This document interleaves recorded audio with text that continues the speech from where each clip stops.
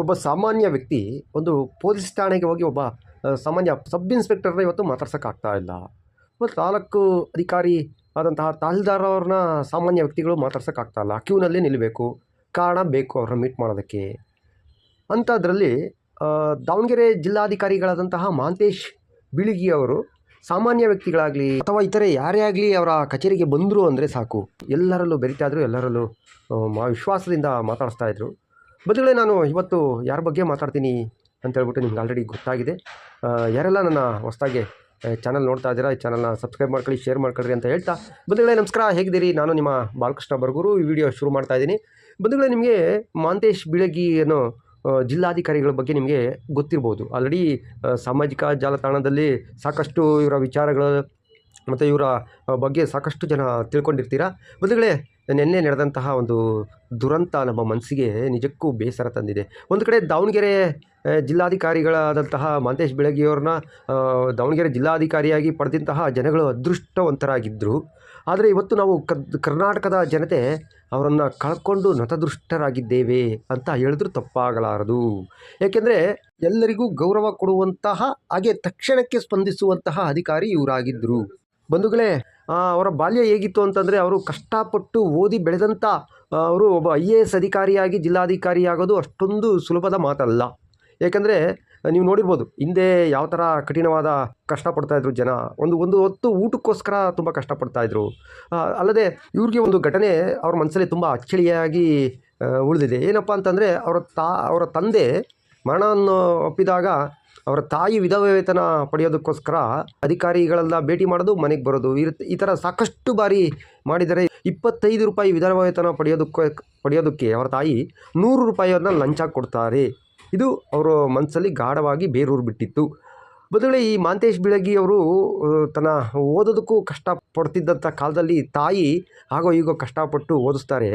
SLC ಓದ್ತಾರೆ, ತುಂಬ ಚೆನ್ನಾಗಿ ಮಾರ್ಕ್ಸ್ಗಳನ್ನು ಪಡಿತಾರೆ. ಆಮೇಲೆ ಕಾಲೇಜು ಆರ್ಟ್ಸ್ ತಗೊಳ್ತಾರೆ. ಆರ್ಟ್ಸ್ ತೊಗೊಂಡ್ರೆ ನಿಮ್ಗೆ ಗೊತ್ತಲ್ವ, ಆರ್ಟ್ಸು ಏನೂ ಕೆಲಸಕ್ಕೆ ಬರೋದಿಲ್ಲ ಅನ್ನೋ ರೀತಿ. ಸೈನ್ಸು, ಇಂಜಿನಿಯರಿಂಗು ಈ ಥರ ಬೇರೆ ಬೇರೆಲ್ಲ ತೊಗೊಳ್ತಾರೆ. ಇವರು ಆರ್ಟ್ಸ್ ತೊಗೊಂಡು ಓದ್ತಾರೆ. ಅದಾದಮೇಲೆ PUCಯಲ್ಲಿ ಸಹ ಇವರು ರ್ಯಾಂಕ್ ಬರ್ತಾರೆ. ತದನಂತರ ಡಿಗ್ರಿ ತೊಗೊಳ್ತಾರೆ, ಡಿಗ್ರಿಲೂ ಸಹ ರ್ಯಾಂಕ್ ಬರ್ತಾರೆ. ತದನಂತರ ಹೈಯರ್ ಎಜುಕೇಷನ್, ಪೋಸ್ಟ್ ಗ್ರಾಜ್ಯುಯೇಟ್ ಇದೆಲ್ಲ ಮಾಡ್ಬೇಕಾದ್ರೆ ಅವರು ಆಗಲೂ ಸಹ ತುಂಬ ಕಷ್ಟ ಇತ್ತು.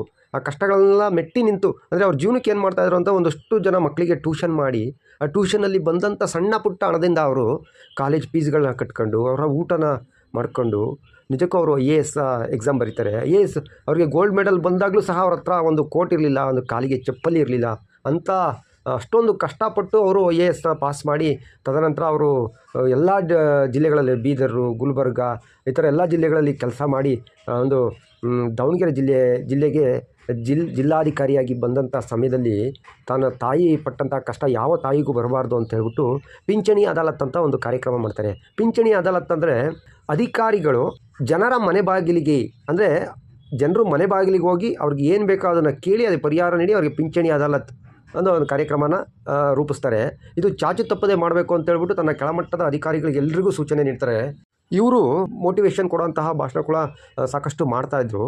ಜನರು ಇವ್ರನ್ನ ಅಚ್ಚುಮೆಚ್ಚಾಗಿ ತುಂಬ ಪ್ರೀತಿಸ್ತಾಯಿದ್ರು. ತದನಂತರ ಇವರು ವಿದ್ಯುತ್ ಶಕ್ತಿ ಮಂಡಳಿಯ ನಿರ್ದೇಶಕರಾಗಿ ಕಾರ್ಯನಿರ್ವಹಿಸ್ತಾ ಇರ್ತಾರೆ. ಬಂಧುಗಳೇ, ನಿಜಕ್ಕೂ ಇವ್ರನ್ನ ಕಳ್ಕೊಂಡಂತಹ ನಾವು ನತದೃಷ್ಟರು ಅಂತ ಹೇಳ್ಬೋದು. ವಿಜಯಪುರದಿಂದ ತನ್ನ ಸಂಬಂಧಿಕರ ಮದುವೆಗೆ ಹೋಗಬೇಕಾದ್ರೆ ಜೇವರ್ಗಿ ಹತ್ರ ಇವ್ರಿಗೆ ಅಪಘಾತವಾಗಿ ಸಾವನ್ನಪ್ತಾರೆ. ಬಂಧುಗಳೇ, ನಿಜಕ್ಕೂ ಕರ್ನಾಟಕದ ಜನತೆ ಒಂದು ಬೇಸರದಲ್ಲಿ ಇದ್ದಾರೆ ಅಂತ ಕೂಡ ಹೇಳ್ಬೋದು. ಬಂಧುಗಳೇ, ಇವರ ಸಾಧನೆ ನಾವು ಹೇಳ್ತಾ ಹೋದರೆ ನಮಗೆ ಹೇಳೋದಕ್ಕೆ ಸಾಕಾಗೋದಿಲ್ಲ. ಇಂಥ ಅಧಿಕಾರಿಗಳು ಸಾಮಾನ್ಯವಾಗಿ ತುಂಬ ವಿರಳ. ಒಳ್ಳೆಯ ಮನಸ್ಸಿರುವಂತಹ ಅಧಿಕಾರಿಗಳು ತುಂಬ ವರ್ಷಗಳ ಬಾಳಿ ಬದುಕಬೇಕು. ಆದರೆ ದುರಾದೃಷ್ಟವಶಾತ್ ವಿಧಿಲೀಲೆ ಇವ್ರನ್ನ ಬೇಗ ಕರ್ಕೊಂಡ್ಬಿಡ್ತು. ಏನೇ ಆಗಲಿ, ಕರ್ನಾಟಕದ ಜನ ಇವರನ್ನು ಮರೆಯಲು ಸಾಧ್ಯವಿಲ್ಲ. ಇವರ ಕುಟುಂಬಕ್ಕೆ ದುಃಖ ಭರಿಸುವಂತಹ ಶಕ್ತಿ ನೀಡಲಿ ಆ ಭಗವಂತ ಅಂತ ಕೇಳ್ತಾ, ಬಂಧುಗಳೇ, ನಾವು ಇವ್ರ ಬಗ್ಗೆ ಸಾಕಷ್ಟು ಹೇಳೋದಕ್ಕಿಂತ ಮುಖ್ಯ ಅಲ್ಲ, ಆದರೆ ಅವ್ರ ಬಾಯಿಂದನೇ ಅವ್ರ ಬಗ್ಗೆ ಕೇಳಿದಾಗ ತುಂಬ ಮುಖ್ಯ. ಒಂದು ಸಣ್ಣ ತುಣುಕು ಒಂದು ವಿಡಿಯೋ ಇದೆ, ನೀವೇ ಕೇಳ್ಕೊಬನ್ನಿ. ಬಂಧುಗಳೇ, ಈ ವಿಡಿಯೋ ಮುಗಿಸ್ತಾ ಇದ್ದೀನಿ. ಆ ವಿಡಿಯೋನ ನೋಡ್ತಾ ಇರಿ, ಶೇರ್ ಮಾಡ್ತಾ ಇರಿ, ಸಪೋರ್ಟ್ ಮಾಡ್ತಾ ಇರಿ.